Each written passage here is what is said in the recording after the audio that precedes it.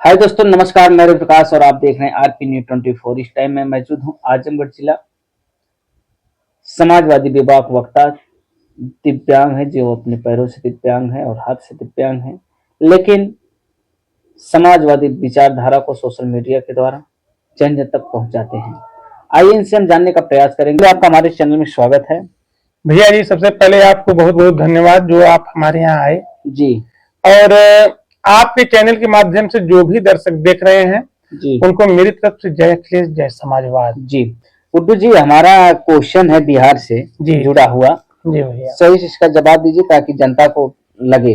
जी जी। गुड्डू जी, बिहार में इंडिया गठबंधन की हार के बाद क्या आपको लगता है कि 2027 में उत्तर प्रदेश का मतदाता भी अपना मूड बदल रहा है, या यूपी का माहौल बिहार से बिल्कुल अलग है?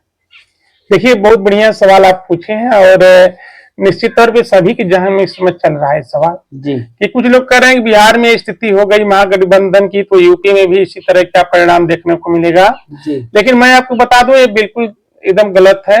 यहाँ पे बिहार नहीं है, ये यूपी है और यहाँ पे आपको वो चीजें देखने के लिए नहीं मिलेगी। इसका प्रमाण आप 2024 का चुनाव देख लीजिए। यहाँ पे 2024 का लोकसभा चुनाव देख लीजिए, इसलिए कि देखिए वहां के जो वहां के मतदाता है, यहाँ के मतदाता में अंतर है।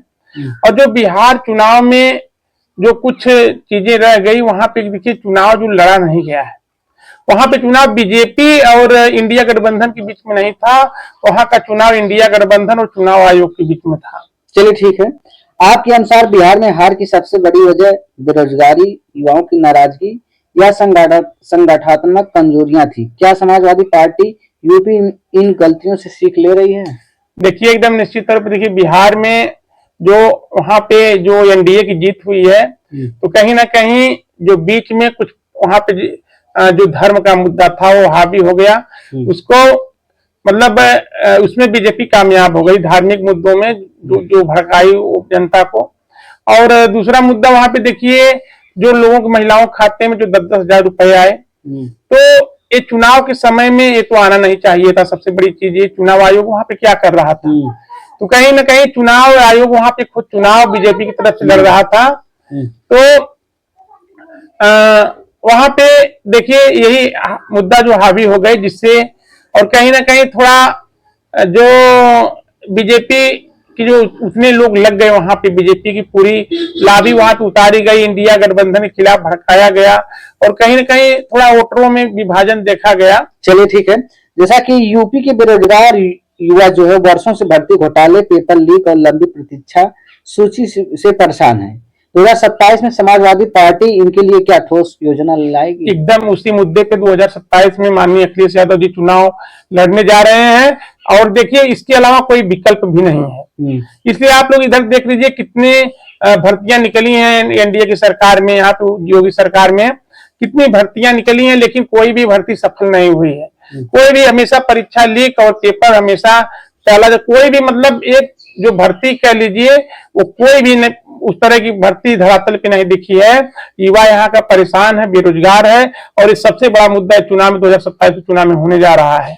अच्छा, क्या आपको लगता है कि 2027 का जो चुनाव है धर्म और भावनाओं पर नहीं बल्कि बेरोजगार युवाओं के गुस्से और उनके भविष्य की लड़ाई पर टिका हुआ है? देखिए, बीजेपी धार्मिक माहौल बनाना प्रयास करेगी, लेकिन निश्चित तौर पे देखेंगे आप 2027 में जो आज बेरोजगारी युवा एकदम परेशान है, व्यापारी परेशान है और आज अगर जो 2017 में जिसकी आयु 10-12 वर्ष रही होगी, आज उसकी उम्र 18-20 साल हो गई है।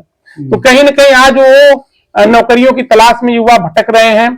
तो सबसे बड़ा मुद्दा बेरोजगारी का होने वाला यहाँ पे 2027 में, और 2027 में अखिलेश यादव के सिवा कोई विकल्प नहीं है।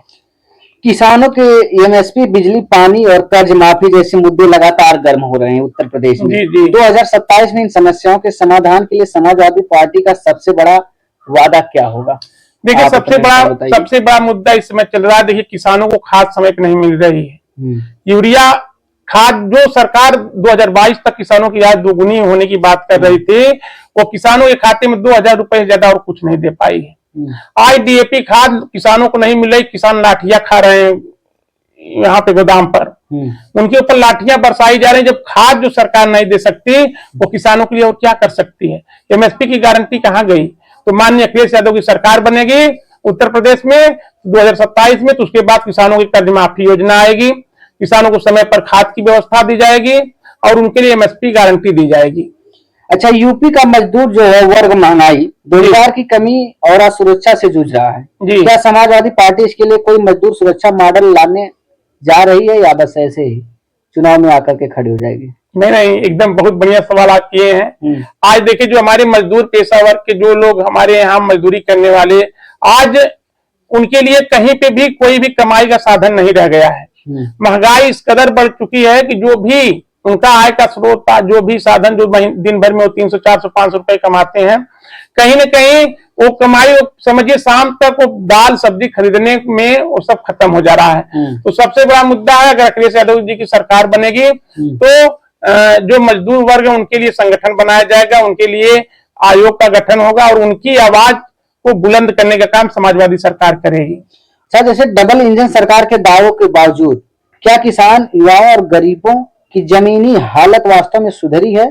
क्या आपको सच्चाई दिखती है जमीन पर? कुछ नहीं सुधरी है हालत। ये डबल इंजन केवल कहने की बात है, डबल इंजन कुछ नहीं है। आज ये लोग कहे थे कि हवाई चप्पल वाला हवाई जहाज की यात्रा करेगा, लेकिन आज इतनी बेरोजगारी, आज पहले से बहुत ज्यादा बदतर स्थिति हो गई है। ये लोग कहते हैं कि हम राम मंदिर बनवाएंगे, कि राम मंदिर क्या गरीब दर्शन करने जाएगा? इन लोगों की योजनाएं आती हैं। अभी हाल ही में योजना आई है कि जमीन लिखवाने पर स्टाम्प ड्यूटी रेट जो उसको घटा दिया गया है। तो बड़ा ये जमीन कौन लिखवाता है? गरीब आदमी लिखवाता है या अमीर आदमी लिखवाता है? तो कहीं ना कहीं ये सरकार जो गरीब मजदूर विरोधी सरकार है और 2027 में अखिलेश यादव के अलावा कोई विकल्प नहीं है। अच्छा, युवा लगातार सवाल पूछ रहे हैं, मौके कहाँ है? क्या समाजवादी पार्टी 2027 में रोजगार, इंटर्नशिप, गारंटीड जॉब जैसी ठोस नीतियों पर काम पेश करेगी? आप इसके लिए 2012 से 2017 तक का अखिलेश यादव जी का कार्यकाल देख लीजिए, जितना ज्यादा भर्तियां निकली और जो जो रोड का विकास हुआ, पूर्वांचल एक्सप्रेसवे से लेकर आगरा एक्सप्रेसवे, डायल 100, आज देखिए उसका स्थापना दिवस डायल 100 का है। तो कहीं ना कहीं डायल 100 आप देख लीजिए और 108 एम्बुलेंस सेवा देख लीजिए, महिलाओं के लिए 1090 सेवा देख लीजिए, तमाम ऐसी योजनाएं शुरू हुई, लैपटॉप वितरण योजना युवाओं के लिए। तो अखिलेश यादव के अलावा कोई अब तक जितना वो काम कर दिए 5 साल में, अब तक के लोग 8 साल इनका पूरा होने जा रहा है, अभी भी कोई भी इनका एक काम कोई बता दे भारतीय जनता पार्टी का, तो मैं मान जाऊंगा कि योगी जी यहाँ पे विकास किए हैं। जी, बिहार में युवाओं का समर्थन टूट गया था। जी, यूपी में समाजवादी पार्टी युवा जुड़ाव को किस तरह मजबूत कर भाजपा के नैरेटिव को चुनौती दे सकती है? देखिए, अखिलेश यादव जी का पीडीएफ फार्मूला जो है वह उत्तर प्रदेश में बहुत तेजी से काम कर रहा है और आज जो युवा, सबसे ज्यादा युवा वर्ग जो आज वो चीजों को समझ रहा है कि आज अगर अखिलेश यादव जी की सरकार होती तो बेरोजगारी इस तरह नहीं होती, महंगाई इस तरह नहीं होती। आज पुलिस का रवैया आप देख लीजिए किस तरह का है। आज पूरे प्रदेश में एक भय का माहौल व्याप्त है। महिलाएं सुरक्षित नहीं है, बेटियां सुरक्षित नहीं है। तमाम कहते हैं ना योगी जी कि अगर कोई भी गुनाह कर रहा है, बेटियों को आंख उठाकर देखेगा तो अगले चौराहे पर यमराज इंतजार कर रहे हैं। यमराज कहाँ है? तो निश्चित तौर पे आज पूरा युवा वर्ग, पीडीए समाज का, हर समाज को, अगर हर समाज की बात की जाए तो खास करके युवा समाज आज अखिलेश यादव जी को एक उम्मीद की नजर से देख रहा है। चलिए गुड्डू जी, हमारा लास्ट क्वेश्चन है जी, आपके अनुसार 2027 का सबसे बड़ा चुनावी मुद्दा क्या होगा? बेरोजगारी, किसान की हालत, भर्ती घोटाले, महंगाई, कानून व्यवस्था या इन सभी का मेल है? देखिए, सभी जितना आप बोले हैं, महंगाई, बेरोजगारी, आज जो प्रदेश में एक भय का माहौल है, जो गुंडागर्दी का जो एक राज चल रहा है, एक जंगल राज चल रहा है उत्तर प्रदेश में, तो कहीं ना कहीं बिजली, पानी, किसानों की समस्या, युवाओं की समस्या, महिलाओं की समस्या, ये सबसे बड़ा मुद्दा रहेगा। और इसमें योगी सरकार बिल्कुल फेल है। अगर अखिलेश यादव जी की सरकार 2027 में जब बनेगी तब जाके सभी को इन सब चीजों से निजात मिलेगी।